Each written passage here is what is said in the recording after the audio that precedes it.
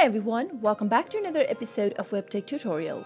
In today's video, I'm going to help you learn how to log into Gusto Payroll service. Keep watching the video till the end and don't forget to subscribe to our channel by hitting the subscribe button. Press the notification bell icon so that you'll never miss another update from us. Start by clicking open a web browser. In the search box at the top of the screen, type in Gusto Payroll Login and make your search. From the search results, click on this link right here that says Online Payroll Software for Small Business / Gusto. This will take you to gusto.com. Now from this screen, you can go ahead and click on the sign in button at the top right corner.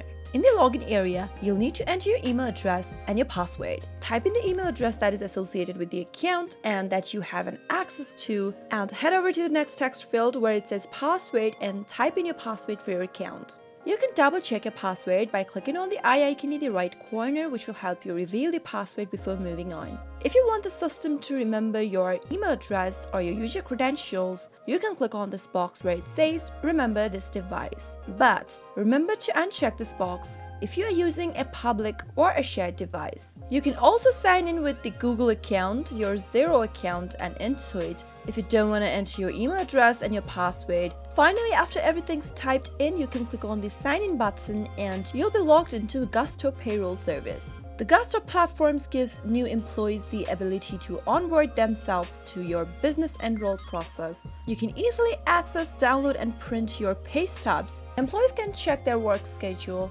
view their pay stubs, get insurance benefits, and much more. I hope you found the video to be helpful. If you did, go ahead and give us a thumbs up, comment down below in the comment box if you have a question or a feedback for us. I'll soon be back with more tutorial episodes. Goodbye till then.